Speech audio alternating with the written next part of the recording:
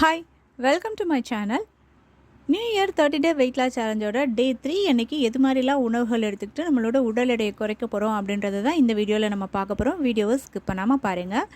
டே 1 அன்னைக்கு நமக்கு விருப்பமான உணவுகள் எல்லாமே சாப்பிட்டோம். ரீசன் என்ன அப்படின்றது ஏற்கனவே சொல்லியிருந்தேன். நம்ம ஒரு வெயிட் லாஸ் பண்ணுறோம் அப்படின்னும் பொழுது நடுவில் எந்த ஒரு கிரேவிங்ஸும் ஏற்பட்டு பிரேக் ஆகாமல் இருக்கணும் நம்மளோட வெயிட் லாஸ் சேலஞ்ச் அப்படின்றதுக்காக நமக்கு விருப்பமான உணவுகளை வந்து டே 1 அன்னைக்கு நல்லா சாப்பிட்டோம். டே 2 அன்றைக்கி காலையில் வயிறு க்ளீன் பண்ணக்கூடிய ப்ராசஸ் முடிச்சுட்டு ஃபுல்லாகவே ஃப்ரூட் டயட் தான் இருந்தோம். இப்போ டே 3 இதில் தான் நம்ம சமைச்சு சாப்பிட போகிறோம். காலையிலேருந்து நைட் வரைக்கும் எப்படி நான் சொல்கிறேன்னா அதை அப்படியே நீங்கள் கரெக்டாக ஃபாலோ பண்ணிங்கன்னா உங்களோட வெயிட் லாஸ் அப்படின்றது ரொம்ப சூப்பராகவே நடக்கும். சரிங்களா? இப்போ காலையில் நீங்கள் எழுந்துக்கிறீங்க இல்லையா, உங்களோட டைம் எதுவாக இருந்தாலும் சரி, ஒரு 4 மணிலேருந்து 6 மணிக்குள்ளே நீங்கள் எழுந்துக்கிறவங்களாக இருந்தீங்கன்னா காலையில் எழுந்த உடனே வாய் ஃபஸ்ட்டு கொப்பளிச்சிட்டு நல்லா சூடாக ஒரு டம்ளர் தண்ணி குடிச்சிருங்க. எப்போவுமே காலையில் எழுந்த உடனே செய்ய வேண்டிய முதல் வேலை வெயிட் லாஸ் பண்ணும்போது, ஓகேங்களா? இந்த காலையில் சுடு தண்ணி குடிக்கிறது அப்படின்றது வெயிட் லாஸ்ன்னு இல்லைங்க, நார்மலாகவே எல்லாருமே செய்யலாம். ஏன்னா நம்ம வயிற்றில் இருக்கக்கூடிய கழிவுகள் வெளியே வரதுக்கு ரொம்ப உதவிகரமாக இருக்கும். அதுவும் வெயிட் லாஸ் பண்ணும்பொழுது சுடு தண்ணி குடிக்கிறது இன்னும் ரொம்ப நல்லது. அதனால் காலையில் எழுந்த உடனே வாய் கொப்பளிச்சிட்டு ஒரு டம்ளர் சுடு தண்ணி குடிச்சிருங்க. குடிச்சு முடிச்சதுக்கு அதுவும் சுடு தண்ணி எப்படி இருக்கணும் அப்படின்னா, ஒரு டீ காஃபிலாம் எப்படி குடிப்போம், நல்லா சூடாக குடிப்போம் பார்த்திங்களா, அது மாதிரி சுடு தண்ணி நல்லா சிப் பண்ணி குடிக்கணும். அதுதான் முக்கியம். சரிங்களா? கடகடன்னு எடுத்து வாயில் ஊற்றுறது சுடு தண்ணி அப்படி குடிக்க மாட்டோம். இருந்தாலும் சில வரை நல்லா சிப் பண்ணி குடிங்க. அதுக்கப்புறம் வந்து பார்த்திங்கன்னா ஒரு 10 நிமிஷம் கண்ணை மூடி அமைதியாக தியானம் பண்ணுங்கள். அந்த தியானம் பண்ணுறது எதுக்காக அப்படின்னு பார்த்திங்கன்னா, நம்மளோட மனசை ஒருநிலைப்படுத்துறதுக்கு. அதாவது ஒரு விஷயத்தை நம்ம செய்கிறோம் அப்படின்னும் பொழுது அதுக்கப்புறம் அதை பிரேக் பண்ணிடலாமா, இல்லை இது வந்து மாற்றிடலாமா அப்படிலாம் யோசிப்போம் இல்லையா? அது மாதிரிலாம் எந்த ஒரு சிந்தனையும் இல்லாமல் நம்ம ஆரம்பித்த அந்த ஒரு செயலை கரெக்டாக இது பண்ணணும் அப்படின்னா அதுக்கு ஒரு தியான பயிற்சி அப்படின்றது ரொம்ப ரொம்ப முக்கியம். இதுக்காகலாம் நீங்கள் எந்த ஒரு மந்திரமோ முத்திரையோ இதெல்லாம் பண்ணி தான் தியானம் பண்ணணுன்ற அவசியம் இல்லை. உங்களுக்கு எங்கே ரொம்ப கம்ஃபர்டபுளாக இருக்கோ, சம்மணம் போட்டு வைக்கலாம், இல்லை கால் தொங்க போட்டு வைக்கலாம், சோஃபாவில் வைக்கலாம், பெட்டில் வைக்கலாம், எங்கே வேணாலும் உட்காந்து ஒரு 5 இல்லைனா 10 நிமிஷம் கண்ணை மூடி அமைதியாக இருங்க. ஃபஸ்ட்டு வந்து தியானம் பண்ணணும்னு சொல்லிட்டு கண்ணை மூடி உட்காந்தா நமக்கு சினிமா நடிகர்கள் இவங்களாம் தான் ஞாபகத்துக்கு வருவாங்க. நம்ம வீட்டில் நடக்கக்கூடிய பிரச்சனைகள், பார்த்து ரீல்ஸு இதெல்லாம் ஞாபகம் வரும். ஒரு 4-5 நாள் கழித்து வந்து பார்த்திங்கன்னா உங்கள் மனசு வந்து பக்குவப்பட்டு கரெக்டாக அந்த தியானம் வந்து செய்ய ஆரம்பிச்சிருங்க. ஓகேங்களா?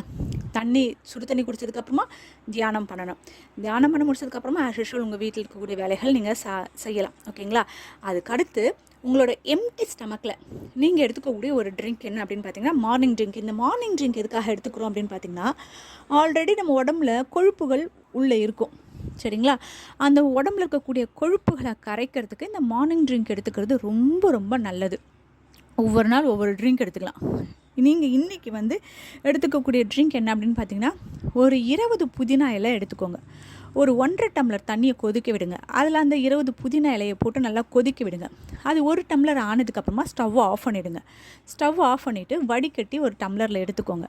எடுத்துகிட்டு அதில் ஒரு அரை எலுமிச்சம்பழம் பிழிஞ்சிடுங்க. ஒரு 1/4 ஸ்பூன் இருக்க மாதிரி மஞ்சத்தூள் அதில் கலந்துருங்க. நம்ம சமையலுக்கு சேர்ப்போம் இல்லையா மஞ்சத்தூள், அதை கலந்துட்டு அதை காலையில் எம்டி ஸ்டமக்கில், காலையில் சுடு தண்ணிக்கும் இதுக்கும் சம்மந்தம் கிடையாது. சுடு தண்ணி வந்து நம்ம வயிற்றில் இருக்க கழிவுகள் வெளியே வரத்துக்காக நான் செய்கிறது. இந்த மார்னிங் ட்ரிங்க் அப்படின்றது நம்ம உடம்புல இருக்கக்கூடிய கொழுப்புகளை கரைக்கிறதுக்கு மார்னிங் ட்ரிங்க் எடுத்துக்கிறது. இது வந்து 1 டம்ளர் நீங்கள் குடிச்சிடுங்க. அதுக்கப்புறம் வந்து நீங்கள் நார்மலாக வேலை செஞ்சுட்டுக்கலாம். அடுத்து உங்களோட பிரேக்ஃபாஸ்ட்டு. இந்த பிரேக்ஃபாஸ்ட்டுக்கு நீங்கள் இன்றைக்கி எடுத்துக்க போகிறது வந்து பார்த்திங்கன்னா கேரட் சாலட் எடுத்துக்க போகிறீங்க. சாலடில் நிறைய வகைகள் இருக்குது. நான் சொல்கிற மெத்தடில் எடுத்துக்கிட்டிங்கன்னா ரொம்ப டேஸ்டியாக இருக்கும். ஒரு வெயிட் லாஸ் பண்ணுற மாதிரி உங்களுக்கு தோணாது. 2 கேரட் எடுத்துக்கோங்க. அதோட தோல் எடுத்துடுங்க.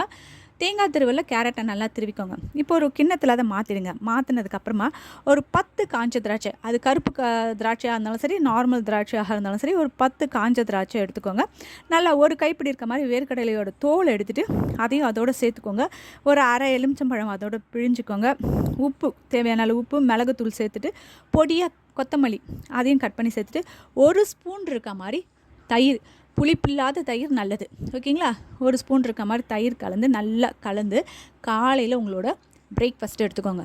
ஃபில்லிங்காக இருக்கும் வயிற்றுக்கு. இது மாதிரி காலையில் ஒரு சாலட் எடுத்துக்கிறீங்க அப்படின்னா இவ்வளோ நாள் எடுத்துகிட்டு இருந்த உணவுக்கும் இப்போ நீங்கள் சாப்பிடும் பொழுது ஒரு 2-3 நாள்லேயே உங்களுக்கு நிறைய டிஃப்ரெண்ட் தெரியும். வெயிட் லாஸ் ஆகிறது மட்டும் கிடையாது, உடம்பு நல்லா புத்துணர்ச்சியாக ரொம்ப லேஸாக இருக்கிறதுக்கு இது மாதிரி பிரேக்ஃபாஸ்ட் எடுத்துக்கிறது ரொம்ப ரொம்ப நல்லது. இதை தான் நீங்கள் காலையில் உங்களோட பிரேக்ஃபாஸ்ட்டாக எடுத்துக்க போகிறீங்க. இப்போ இது வந்து பார்த்திங்கன்னா ஒரு 10 மணிக்குள்ளே எடுத்து முடிச்சிட்டிங்க அப்படின்னா மதியம் லஞ்சு, அதுக்கு நடுவில் இடைப்பட்ட அந்த பிரஞ்சின் டைம் வருது பார்த்திங்களா, அந்த டைமில் பசிக்கிற மாதிரி ஃபீல் இருந்துச்சு அப்படின்னா ஒரு 5 பாதாம் பருப்பு, ஒரு 10 காஞ்ச திராட்சை, ரெண்டுத்தையும் சேர்த்து நல்லா மென்று சாப்பிட்டு தண்ணி குடிச்சிட்டிங்க அப்படின்னா அந்த கிரேவிங்ஸ் வராது. உங்களுக்கு அந்த டைம் அந்த பசி அடக்கிறதுக்கு ஒரு நல்ல உணவாக இருக்கும். சரிங்களா? அடுத்தது மதியம் வந்து உங்களுக்கான லஞ்சு. அதுக்கு நீங்கள் காலையில் எழுந்துக்கிறீங்க பார்த்தீங்களா, அப்போவே என்ன பண்ணுறீங்க, ஒரு கப்பு இருக்க மாதிரி சிறுபருப்பு ஊற வச்சுருங்க. சிறுபருப்புன்றது பாசிப்பருப்பு தான் சிறுபருப்புன்னு சொல்லுவோம். சிறுபருப்பு ஊற வச்சுருங்க. ஊற வச்ச சிறுபருப்பு மதியானம் நீங்கள் லஞ்ச் செய்யறதுக்கு கொஞ்சம் முன்ன என்ன எடுத்து பண்ணுறீங்கன்னா, அந்த தண்ணியெல்லாம் வடித்து கட்டிட்டு மிக்ஸி ஜாரில் சேர்த்துக்கோங்க. ஒரு பச்சை மிளகா, சின்ன துண்டு இஞ்சி, ஒரு 1/4 கப் இருக்க மாதிரி ரவை, ஒரு 1/4 கப் இருக்க மாதிரி தயிர், உப்பு சேர்த்து நல்லா அரைச்சிக்கோங்க.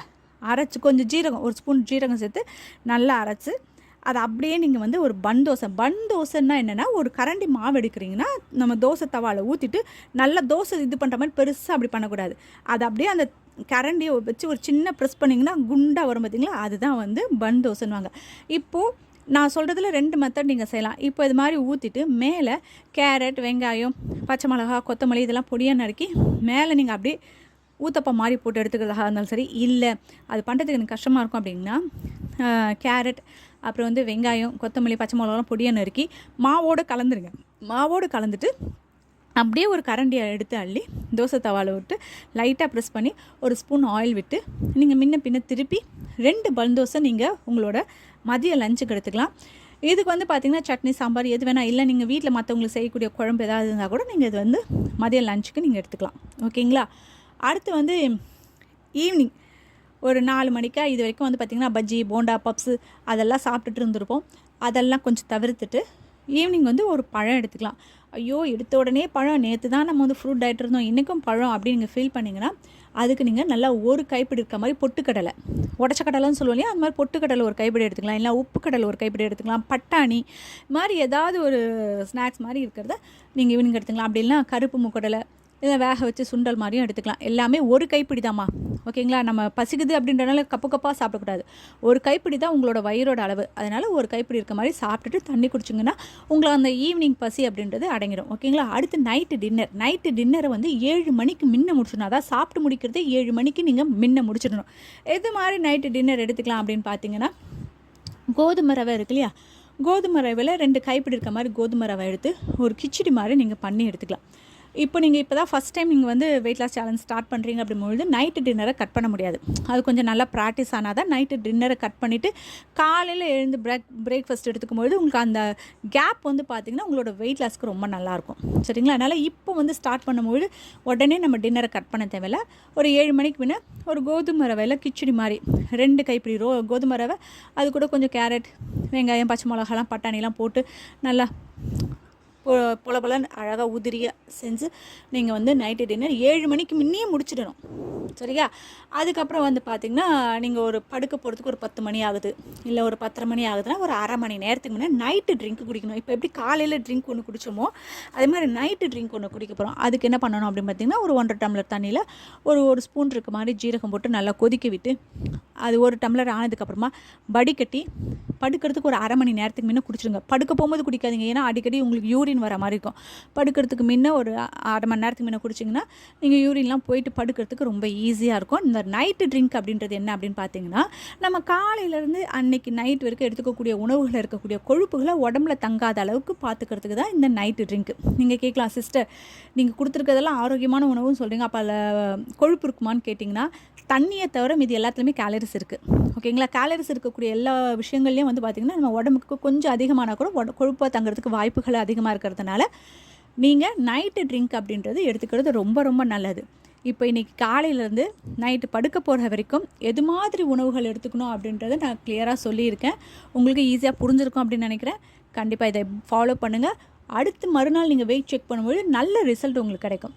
நான் சொன்ன இந்த வீடியோவில் சொன்ன விஷயங்கள்லாம் உங்களுக்கு பிடிச்சிருந்து அப்படின்னா ஒரு லைக் பண்ணுங்கள், உங்கள் ஃப்ரெண்ட்ஸோட ஷேர் பண்ணுங்கள். இது வரைக்கும் நம்ம சேனலை நீங்கள் சப்ஸ்கிரைப் பண்ணாமல் இருந்தீங்கன்னா சப்ஸ்கிரைப் பண்ணி பக்கத்தில் இருக்க அந்த பெல் ஐக்கானும் கிளிக் பண்ணிங்கன்னா ஃபியூச்சரில் நான் போடக்கூடிய எல்லா வீடியோஸோட நோட்டிஃபிகேஷனும் உங்களுக்கு உடனுக்குடனே கிடைக்கும். தேங்க்யூ.